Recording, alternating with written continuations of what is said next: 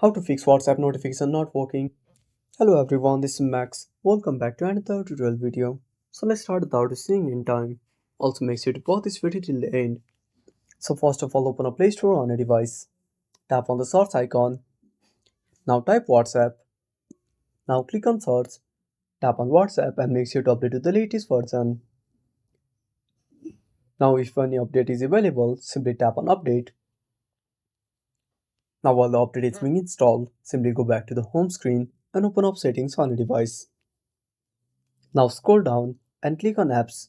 Go to app management. Now find WhatsApp. Now search for WhatsApp. Now scroll down, tap on force stop and go to storage usage. Now tap on clear cache and simply go back. Now tap on manage notifications. Now simply enable the toggle for allow notifications if it's disabled. Now scroll down. Now tap on message notifications. Also make sure to enable this toggle. Now simply go back. Again go back and tap on battery. Now make sure to disable battery saver.